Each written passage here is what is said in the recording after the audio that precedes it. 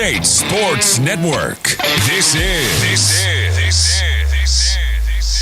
Mountaineer Talk, presented by UNC Health Blue Ridge. UNC Health Blue Ridge, your weekly inside scoop on App State basketball.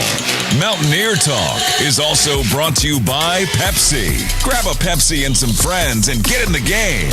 Pepsi, the official soft drink of your App State Mountaineers. And by UNC Health Blue Ridge, moving healthcare forward together. Now, to get things started, here's your host, Matt Present. Good evening. Welcome to Mountaineer Talk. Thanks for joining us here on this Monday night at River Street Ale House or wherever you're listening or watching us on Facebook or on our wonderful radio affiliates. We've got a loaded show for you tonight. Jayden McBride alongside will kick things off. Head coach Alaura Sharp and Dustin Kerns as always, and Michael Marcus Jr. coming up at the bottom of the hour. If you've got a question for any of them, plenty of ways to get in touch with our show here tonight. You can use the hashtag Mountaineer Talk on X. You can email the show, mountaineertalk@gmail.com, or text us 828-278-9850, 828-278-9850, or if you're watching on Facebook, leave us a comment and we will get to your questions as we go along on the show. All right, Jayden, coming off an excellent game on Saturday, you guys get your first conference win of the year. You guys come within one three-pointer of the program record as a team, and you individually knock down 6 threes, one away from the individual program record. If you could summarize that game, what comes to mind most? How would you tell someone about how exciting that victory was? I mean, it was very exciting, just being able to get our first conference win at home. I mean, we really needed it. I think we just got in the gym and we just did what we needed to do. And I mean, it's just a good win under our belt. They're a great team, and I'm just happy that we got a win, and we're going to get more as we keep going, and it's a great feeling to have. We'll get back to your performance in a minute, but I want to get to know your journey a little bit. You started your college career at Georgetown, transferred to App State this year. Take us through what the transfer portal recruiting process was like and how App State got on your radar. Well, it was really stressful. Coach Sharp actually came at the middle of the transfer portal process, but I mean, she was the first to talk to me about App State. I never heard of App State. I wasn't really known for it, so it was a great thing to know about. So I mean, App State is a great place. I'm happy that I chose it. I'm just happy that they trusted me and they had their eye on me. So I'm just happy to be here and just be with the staff and the community and just being around in App State. What was the pitch on why App for you? Just the community and the staff. I think just coming from a team that wasn't the best with staff and, just having a relationship with the players, I think that was the biggest thing for me, was just having that relationship with the staff. I go in their offices all the time, just being able to be comfortable talking with them, just a normal conversation and not basketball, but also having that basketball tactical as well. So just being comfortable with them. So that was the biggest thing for me. What's the most recent thing, aside from basketball, that you just popped into Coach Sharp's office and asked her? I know that's putting you on the spot. What is it probably was basketball, but I just go in there. I just go in there and sometimes I just want to hug her because she's doing a great job. I'm so proud of her, just being her, and just putting the trust in the team and just being her and being a great coach for us. So that's awesome. We're lucky to have her. We're lucky to have you. Let's go back to that game, right? You've always been a shooter. When it comes together, how does it feel? Describe that in the zone, if you will. What is that feeling? I mean, I feel like no one's around me. I feel like I'm just really focused on the game and just what is needed at the time. And I mean, I was hitting, so they were getting me the ball at the right time. My coaches were calling plays for me. So, I mean, it was an all-around effort. My teammates were getting me the ball. It's not just me. There's other people on the court that are helping me get the ball. Emma also had a great game, so I'm just happy to have people around me that can also shoot the ball. What was the process, this motion offense that Coach Sharp and her staff runs? What was the process of you finding your footing and your role within this offense? It was a little harder because I've never came from playing motion. I was usually a play-by-play type of player. But just being able to expand my game of being a motionless player and just moving without the ball, that's something that was really big for me. And I think I've taken a big step with that. Just watching film, getting in with Coach Sharp, just learning new things and expanding my game to the best of my ability, and just just being able to move without the ball is probably the biggest thing for me because I like to stand a lot, so that's probably the biggest thing. Just moving without the ball and just being, available for anybody. So I think it's easy for someone who makes a lot of threes to get labeled a shooter, regardless of whether or not you like that term shooter. Like, when was it in your basketball career that you felt like you had separated yourselves from your peers in the way that you shot it? I just think being confident. I think it all comes from confidence, but just also being efficient with shooting the ball. But I think just being able to get into your shot is something that's different from most people. Some people are a driver. Everybody has something different that they bring to the table. I'm just that one person that brings the shooting to the table. So, I've always been a shooter my whole life. So just being able to carry that to this level is just great. So, is there a particular routine that you go through every day? Yes, there is. Even with Coach Sharp, we do our little individual things. She was like, "Oh my gosh, you shoot so many little shots before you even get out." How many shots a day? It really just depends on the day. If it's an off day, I'm doing 500 shots. 500 shots a day. Yes, because How many do you have to make? At least 300 out of the 500. Wow. And if I don't make that, I got to keep going until at least I make 300. That's pretty impressive. Yeah, it's a lot. You say you don't like to move around a lot. That sounds like a lot of moving around to me. It's just spot up. It's just spot up shots. It's not a lot of movement. You come from a basketball family. Your sister Carly played at Indiana. Your sister Kayla played at Notre Dame, won 3 national titles, plays in the WNBA. Talk about what it was like to grow up in that basketball environment with the two of them. It was great. Just being able to travel with them and going to see all the things that they can accomplish throughout college and what they are doing right now, just on and off the court. I look up to them, of course I am. I just think that them being successful in whatever they're doing is just, I'm proud of them just like they're proud of me. And it was just a great, thing to have. And just watching them grow up and just be who they are, it makes me want to be like them because they're just great humans overall. I think there's probably a tendency for anyone who's going from high school to college in particular to overlook some of the nuances of what it takes from a recovery perspective, from a nutrition perspective. How did having them and watching what they go through, not just in terms of playing the game, but all of the other areas, open your eyes to prepare you for what it takes to play at this level? It's really important. Nutrition and just overall sleep is very important, not just being able to put the ball in the basket. I just think it's the build-up of being able to, eat right, sleep, and recovery is such a big thing for us. Especially as an athlete, you need all those things because you're always doing stuff. You're always losing calories. You got to get those back. It's just the simple things that add up, and then it makes you perform better on the court as you go. As you've gotten to transition into not only this App State women's basketball family, but this Boone environment, what is it that very different than Washington, D.C.? What has it been like? What have you enjoyed doing most in your time away from the floor? I just love Boone in general. I think that was also a big thing of why I came here because it felt like home to me when I first stepped here. So I just feel like just being able to be in the mountains, it's beautiful. Boone is a beautiful place to be. And just the community that we have around us, like the people that are right here with us, I just think just having that support with us is really good for us. And they keep coming to our games. We have Linda Robinson over here. She's always here, and I love her for just being here and supporting the team and all the other people that are here. So I'm just here for the community because the community is great.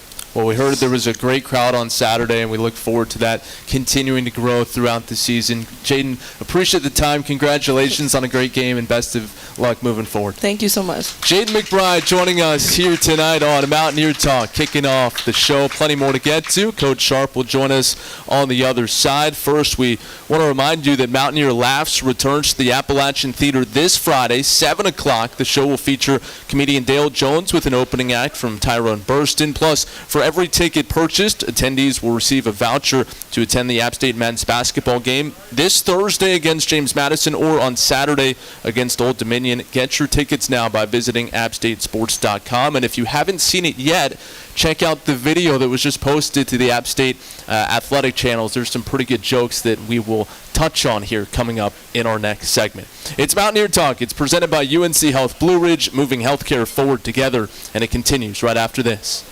It's never lost on Windows.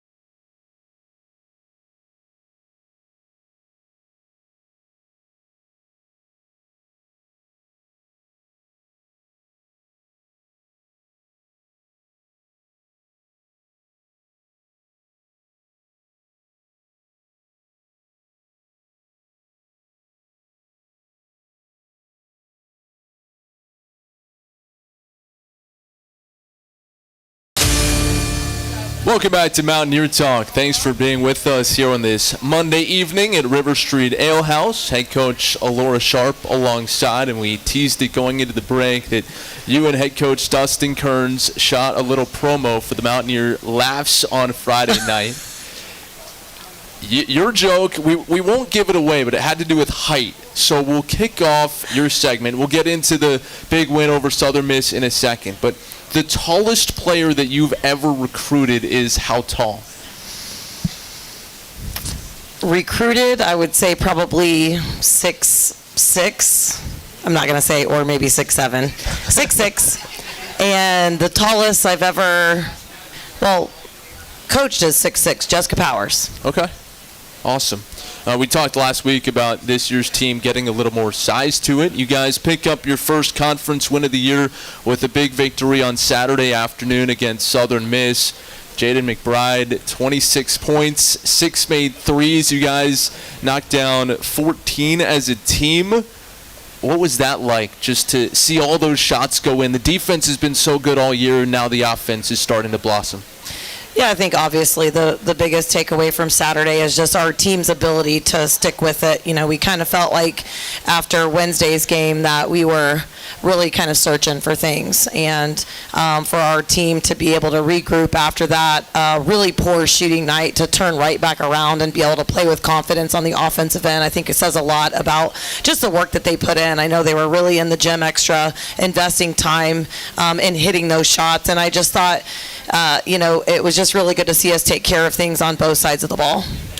Because you bring it up, we'll get into that conversation after Wednesday's game. You said in your post-game presser on Saturday it was a reset conversation. And I think it's easy for someone who is not in coaching to say, when the team doesn't play well, you get on them, right? But it's hard to do that every time and have them respond the way you want to. What went into figuring out exactly what the messaging that you wanted to happen after Wednesday and how you went about crafting that message and delivering it to get the result you got on Saturday? Yeah, I think that's the hardest job as a head coach, is trying to figure out when do you need to push buttons, when do you need to push a lot of buttons, and when do you need to just encourage your team. And so we felt like after the Marshall loss after Christmas that we played pretty well and we were kind of right there, so it was pretty encouraging after that. And then we turned right back around. I didn't think we played with a lot about us after the Coastal game, and so I thought that we really needed a reset. I thought we needed a little bit of a accountability meeting. And so how we went about it was I kind of created a packet for our team. And in that packet, I had stats. I had how many times people had logged in to view their playbook because we didn't know our plays.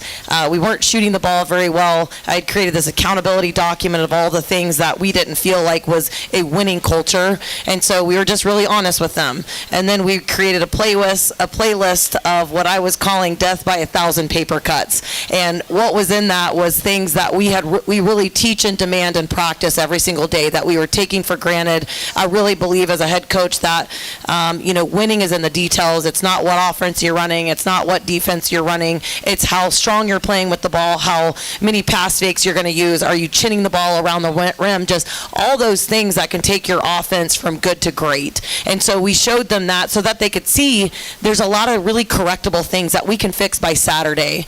And I did the same thing today, and we went from a 79 playlist to a 28 playlist. They really bought into it. They did those things. We boxed out better. We crashed and we role played better. We played strong with the ball. We played off 2 feet. They really took the message. Even in the locker room after the game, 2 of the players, Jayden McBride included, they thanked our coaching staff for holding them accountable and for pushing them to be better. So they want to win. We know we've got some youth under our belt, but we just got to stay the course and keep pressing on.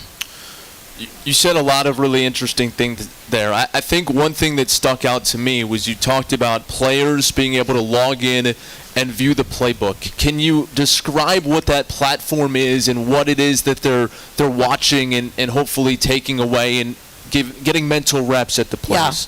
Yeah, it's really cool. I'm thankful to have the resources to purchase the software. So basically what it is it has all of our scouting reports with all the video that they can watch, and you can view how many times they go in and watch whoever they're defending or the plays that the other team is running. But what's really important is your own playbook. And so we've uploaded videos and diagrams for every single thing that we run. So if we run it in practice or run it in a game, you can go get a mental rep right there, because especially this time of year, there's not enough hours in practice for you to review all your plays, all the positions that you need to.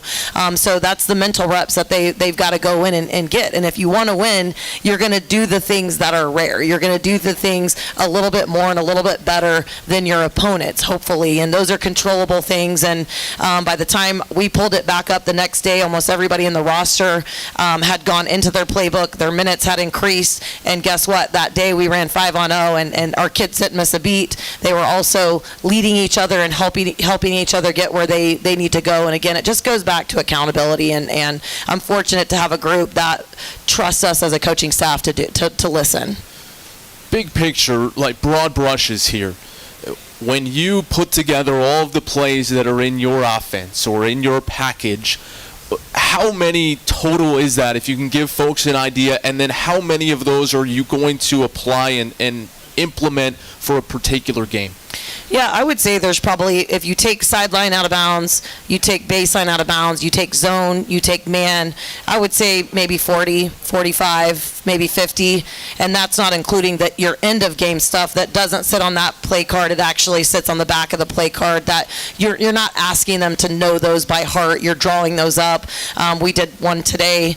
We had great execution. So, and some of them, a handful, you're going to run in a game. You're not going to run your entire playbook. Some of it is special situation stuff, but a lot of it they've got to know and be ready to execute. That's awesome. Appreciate you peeling back the curtain on that a little bit. Plenty more to get to with head coach Alaura Sharp. We want to thank Pedal and Pig for their continued support of App State Athletics. And Mountaineer Talk, presented by UNC Health Blue Ridge, will continue right after this. Don't let a home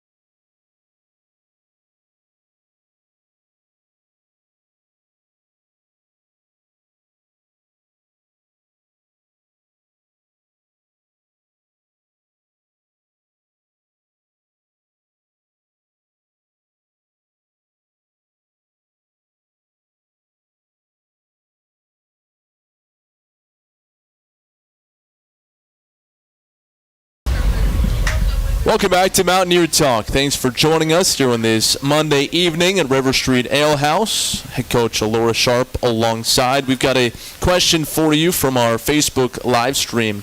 Who is your favorite left-handed Mountaineer?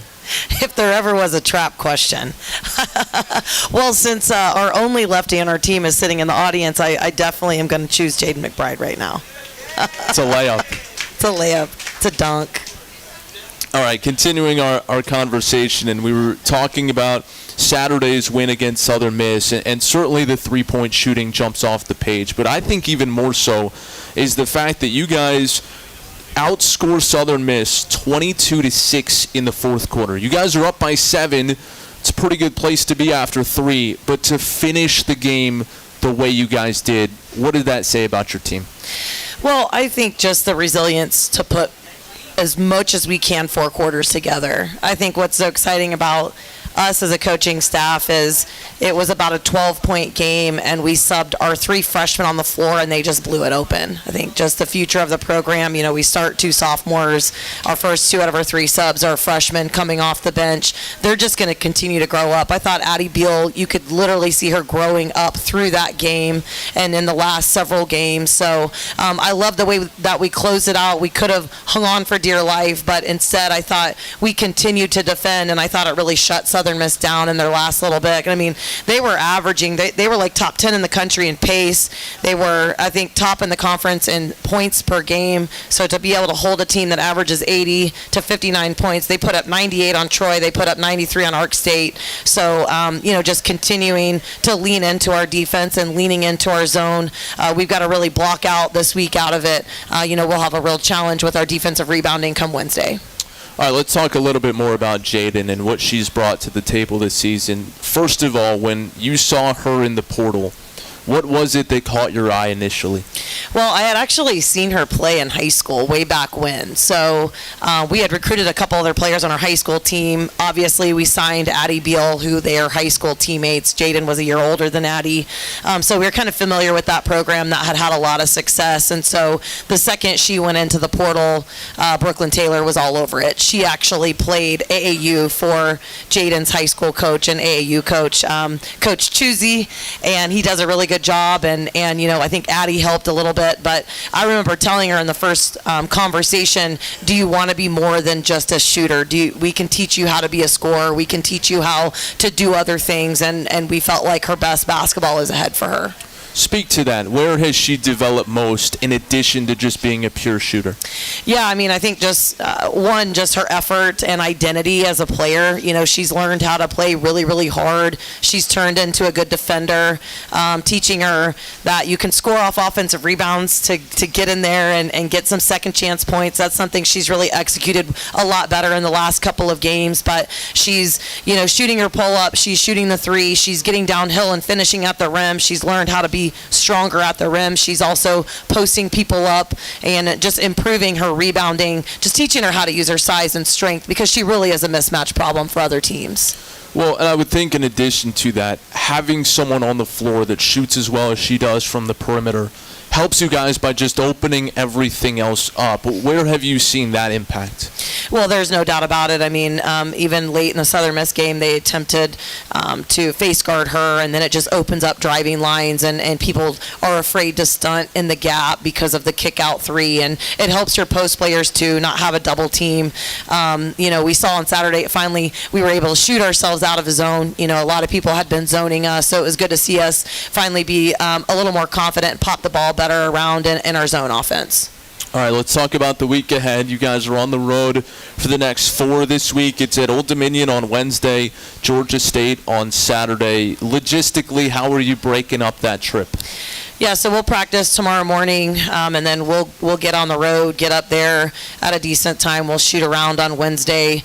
I think we'll get home at probably 3:30 or 4 o'clock in the morning, so we'll probably just do a walkthrough or something on Thursday, get our legs back under us. We'll go a normal one-day prep for Georgia State, and then we'll head up another long road trip, but just kind of the way that it is. Obviously, we've got an early game. I think it's maybe even a doubleheader on Saturday, and we'll get right back to it. They're 2 very, very different teams.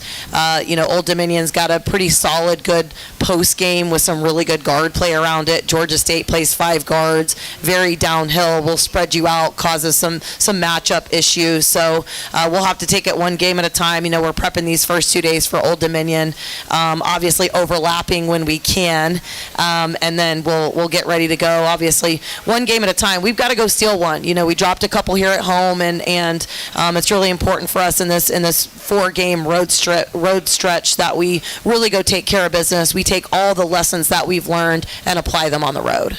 Coach, appreciate it. Good luck this week on the road. Thank you. Hey, Coach, Alaura Sharp joining us here tonight on Mountaineer Talk. And while we know you're enjoying your time here at River Street Ale House, make sure to also check out Town Tavern Blowing Rock for a great dining experience. They are open for lunch, dinner, and later, and have 19 flat-screen TVs for you to catch the game. They also boast the largest outdoor dining area in the high country, so make sure to stop by Town Tavern Blowing Rock on your next trip to the high country. We will take a break, come back, and shift our attention to the men's side. Michael Marcus Jr. and Dustin Kerns still to come here on Mountaineer Talk. It's presented by UNC Health Blue Ridge, moving healthcare forward together, and it continues right after this. More and more Mountaineer fans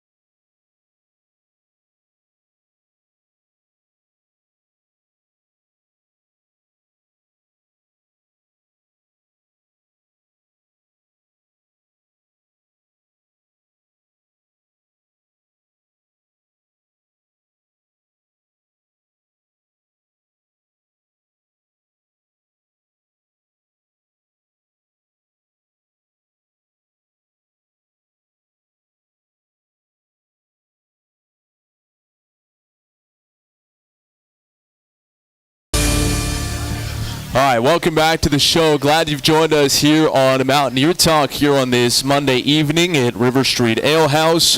Mountaineer Talk brought to you in part by Alumni Hall, the official online store of App State Athletics. Shop the latest and largest selection of App State apparel, hats, Yeti, and all of your game day gear, including brands like Nike, by visiting Alumni Hall on King Street, or shop anytime at appstatesports.com or alumnihall.com. Alumni Hall, the ultimate Mountaineer shopping destination. All right, joined now by Michael Marcus Jr. And Mike, you're coming off a big stretch here as of late. A couple 20-point games, a career-high 14 rebounds at Georgia State.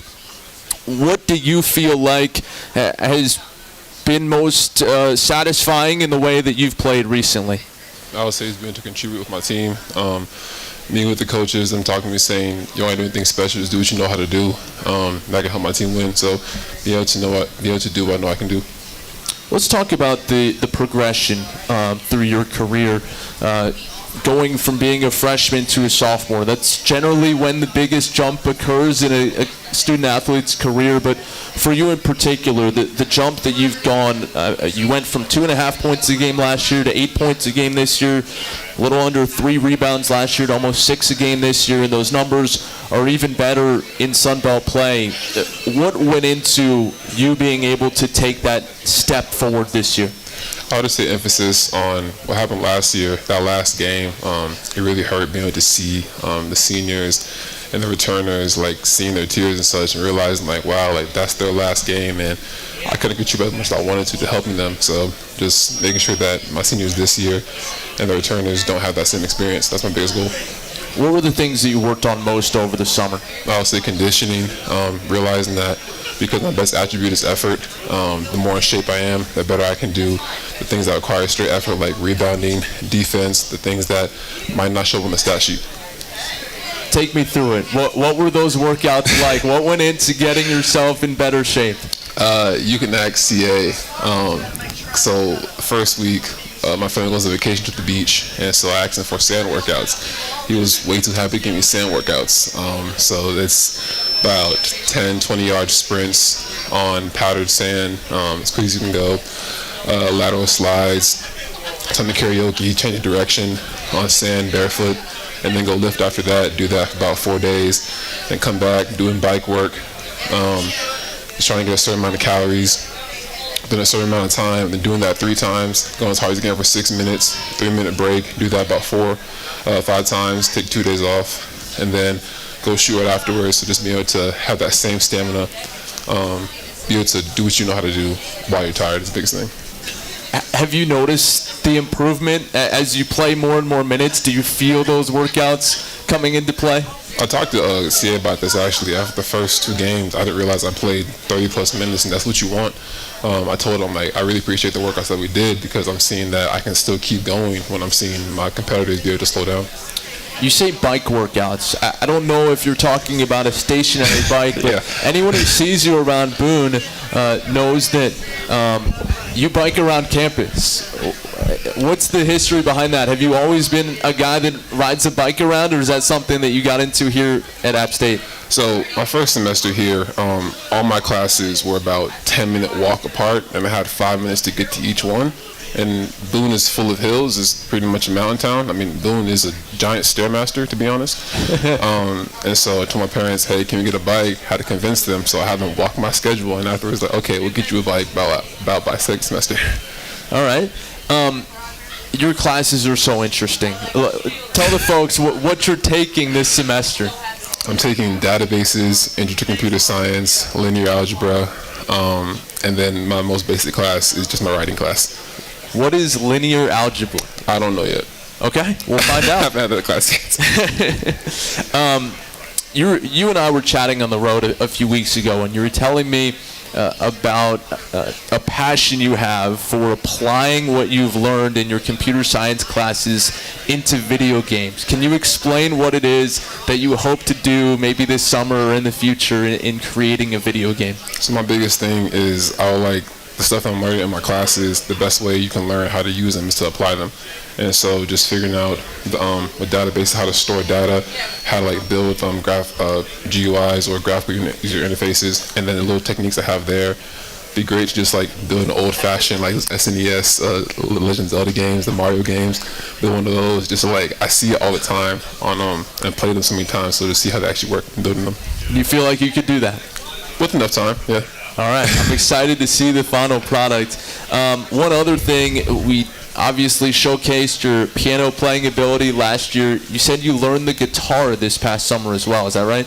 That's what I've been learning. Haven't had much time to play recently because I broke my high E string. Haven't had time to like buy another one.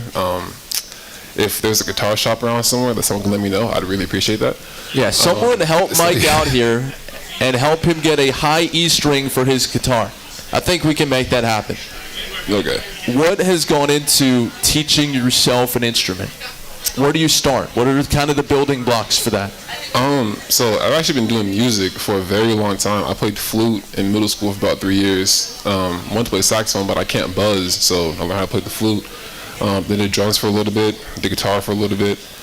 and then just stuck a piano because my dad, he had a friend that when he spread his hand out, he had 3 right angles from his thumb to his middle finger, his index finger to his pinky, and then I think from his ring to his thumb. And he was explaining that I could do the same thing, and then just realizing that you can really play all the instruments on the piano. And my thing was like, okay, why not try doing that? So I stuck with it. Back to basketball for a couple more.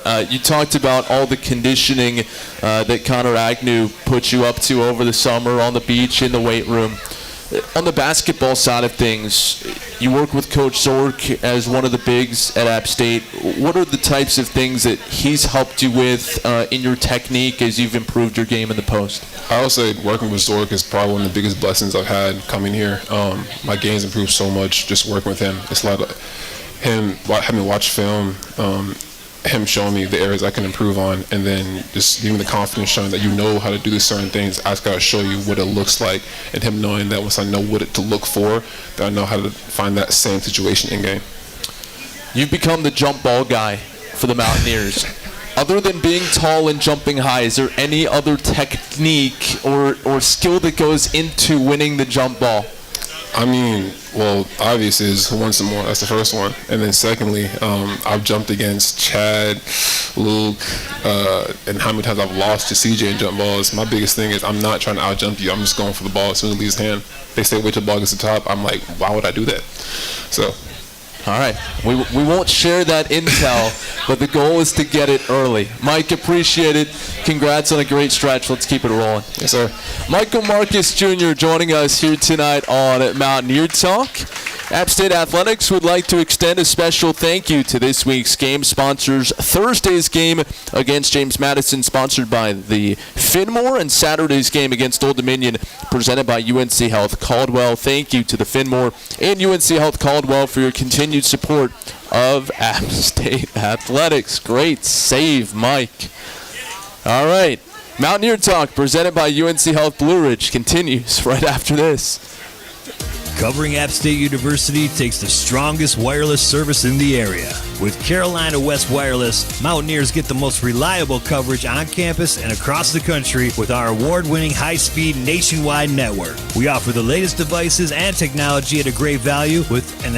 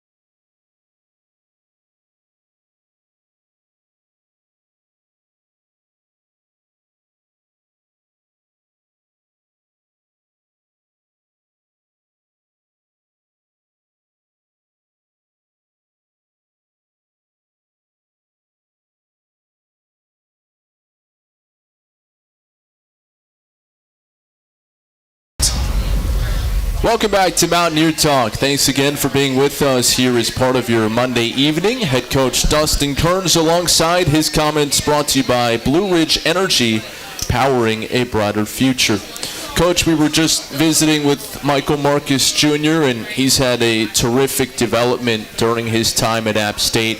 Let's go back to the very beginning. When did you first see him play, and what was the recruiting process to get him here? Yeah, junior in high school.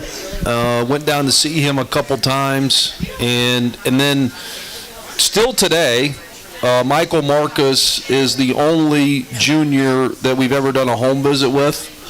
And so that worked out well for us because Michael's a great player. But we had a wonderful visit with Michael Sr., Janelle, his parents, who are great people, and had, like I said, he's the only junior he was the first and only, still today, junior we've ever done a home visit with. And we had him on first official visit we could get. He was somebody that we really, keyed in on. And then I want to give our shout out to our computer science department on the unofficial visit and the official visit. They did a wonderful job with Michael, spent over an hour with him, and really proud of Michael. Talk about the player development. Like, he's the biggest part of that equation when it comes to his player development because he really is in the gym a lot. Obviously, our coaches have done a good job with him. However, Michael's the biggest part of that equation. Really proud of him. He said a moment ago he knows his biggest asset is the way he works, his hustle, his hard work. I mean, I don't think there's many college basketball players with that level of humility and self-awareness to be able to say it's not my rebounding, it's not my jump shot, it's just putting in the effort. How has that rubbed off on this program? Yeah, well, he's a first-class person, right? And he takes the classroom serious. He's a great fit for our program. But he's a great teammate, and I think he just continues to, get really comfortable. And once again, if it's truly a fit, then no one's trying to fit in. And Michael's a great fit for us, and he's playing really good basketball. And the exciting part is his best basketball is ahead of him. Let's talk about that.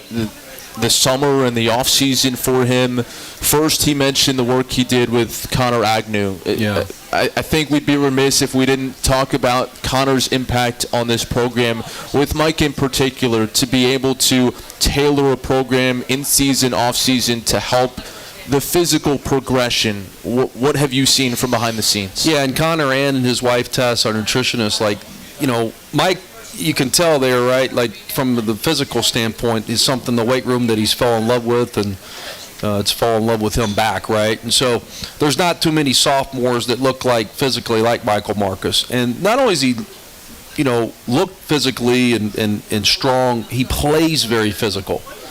And that's one thing that, certainly as his coaches and things, we love the toughness and the physicality. Like, he's as tough and physical as I would say anybody in the league. Well, he pulled in double-digit rebounds in both games this past week, had 14 at Georgia State, including 8 on the offensive end. What makes him such an effective offensive rebounder? Just effort. It's just effort. It's want to. It's a desire. And we talked about it today that it's only going to get harder because his offensive numbers are getting they're high enough offensive rebounding numbers that scouting-wise, people are going to try to put a big emphasis to keep him off the glass. And so his second effort is going to have to, increase. But it's just effort, it's desire, it's want to. And I've always told our team, if you care about winning, you'll care about rebounding.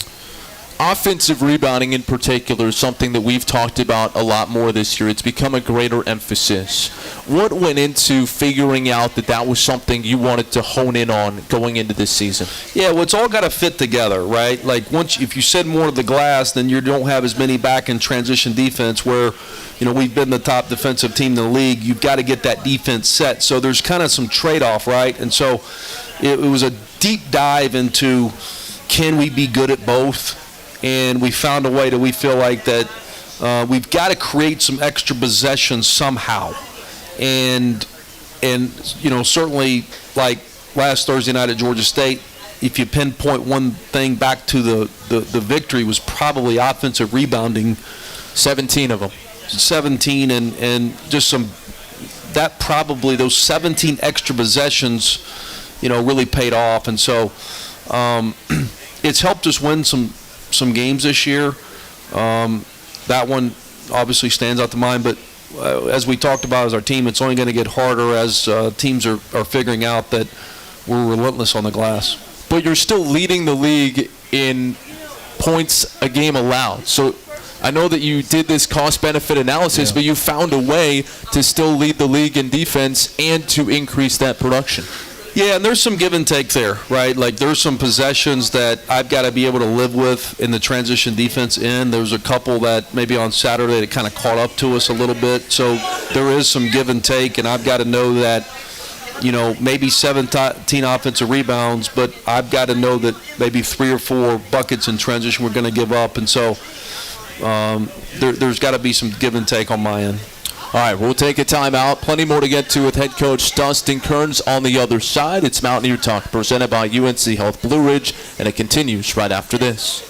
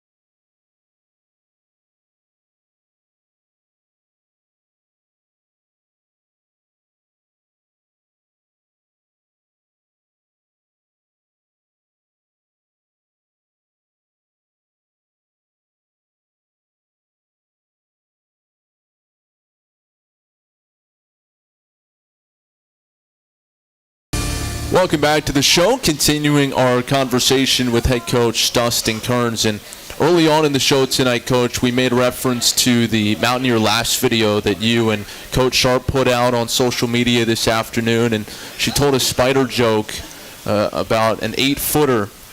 What's the tallest player that you have recruited in your coaching career? That's a great question. Well, I would say 7'1", something like that, yeah. Something or so there. Over 7 feet. Okay. We've seen a few of those this year, and certainly this week coming up. Old Dominion on Saturday. First, it's JMU on Thursday. It's a wide-open Sun Belt. Everyone has lost at least a game following this weekend. I know you don't have time to watch every single game, but as you've scouted, as you've watched different teams, what stands out about this year in the league? There's a lot of parity. We're one of 3 out of 14 teams that have played 4 of our first 6 on the road. So we're really excited to be back in the home center starting Thursday night against James Madison. And so we've got to split each weekend. And so we've got to find a way to break that and get 2. But it starts with Thursday night. But our league is a lot of parity, a lot of close games, a lot of parity, probably as much parity as I've seen. As you get to the day before those games, so much of your focus is the opponent the day before. But in this period early in the week, the Mondays and Tuesdays, especially when it's a Thursday, Saturday setup and you're back at home, what are those early week practices like? What's your focus there? Yeah, and every coach has their own different philosophy. On Mondays, we spend our time on App State and how do we get App State better and how do we stay fresh. And so, today we worked on App State, and then tomorrow we'll start James Madison. What's the biggest area that you emphasized today? We've really pride ourselves in player development, so we spent a lot of time on it. We did 30 minutes of just player development, and then we did a couple defensive kind of cleanup things, and that was it, keeping our guys fresh. I thought that, over the weekend on those Friday, Saturdays, and then we've been a man down with Banks out with concussion, but, the last two Saturday games we've been right there on the road, and it just kind of, couldn't get over the hump there in the last media or so. But so let's stay fresh. Just not go have this crazy practice. Let's keep our guys fresh and get some shots down and, work on some player development stuff. Is there an update you can give folks on Aaron and how he's feeling? He is feeling much better, and certainly we expect him to play on Thursday. Well, that's good news. What are the hurdles? The concussion protocol, very comprehensive. The health and wellness of the student athlete obviously is paramount. What are the things, the benchmarks that he has to get through in order to be cleared to play? Yeah, and there's obviously the concussion protocol is something very, very serious, something we take very serious. And so our medical staff does a really, really good job of, concussion testing, concussion and making sure once symptom-free there is a return-to-play protocol, and some of it, starts with a little bit of physical activity and then assess them again, and then we progress a little bit more physical activity. And so he is progressing without symptoms, which is part of the protocol, and so our medical staff does a great job with those things, and we take those things very serious. Speaking of that, playing without him this week, it shuffles some things up in terms of the starting lineup, in terms of substitution patterns. What goes into the conversations and the planning that you and your staff have in terms of who's going to play, like the lineup combinations, who's going to play how many minutes, how much of that is predetermined, and how much of that kind of happens because of the game flow? Probably a little bit of both. We try to, talk about, the substitution and rotation pattern, certain lineups, and then it kind of, the game will take a life of its own, whether it's fouls, where somebody's got to sit down, whether it's playing really well. We try to strategically kind of get some of our big minute guys out before media, but not all of them, to get them a little bit of a longer rest. Some of the timeouts is, taken or by strategic to get some rest for some more defense. And so there's a lot to go in it, but I would say, it's never going to go how you think it's going to go, right? And so good or bad, even if you get up 20-5, you don't expect to get up 20-5 or vice versa, right? But it's a 40-minute game, and so some of the time just kind of takes a life of its own. All right, 2 at home this week. JMU on Thursday at 6:30. Old Dominion Saturday at 1. Looking forward to packing homes. Coach, appreciate it. Thanks for everybody being here, fans, administration, my family. So thank you all, and let's look forward to being back in the home center. And go Mountaineers, take the stairs. Women had a big win over Southern Miss, so that's great, and they'll keep that going as well. Looking forward to it. Appreciate it. Head coach Dustin Kerns with us here on Mountaineer Talk. We will take a timeout and come back and wrap up the show right after this.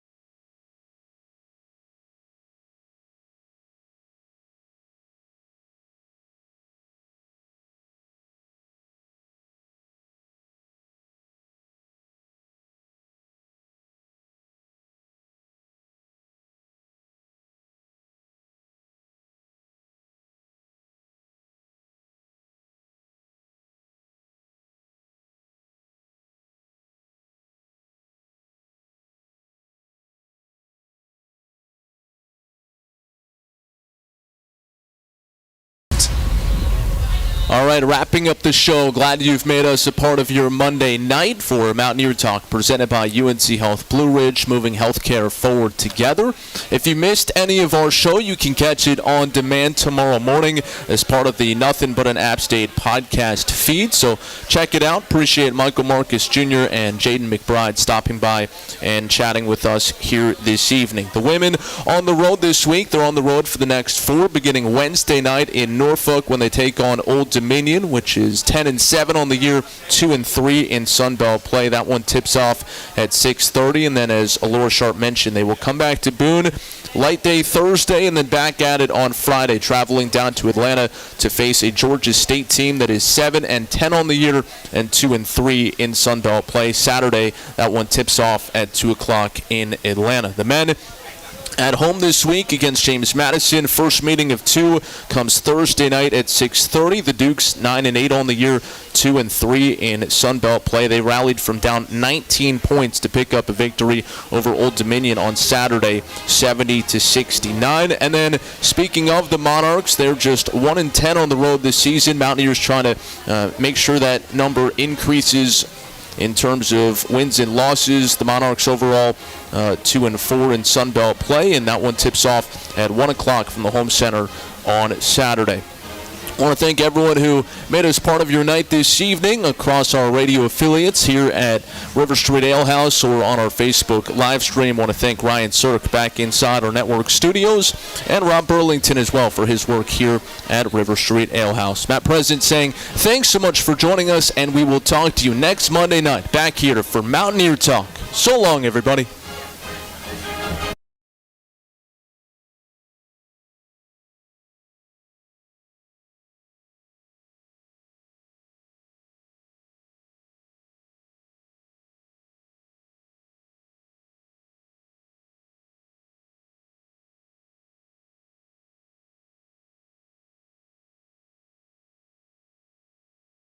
Blue Ridge. This week's show has also been brought to you by Pepsi. Grab a Pepsi and some friends and get in the game. Pepsi, the official soft drink of your App State Mountaineers. And by UNC Health Blue Ridge, moving healthcare forward together. The proceeding has been a presentation of the App State Sports Network.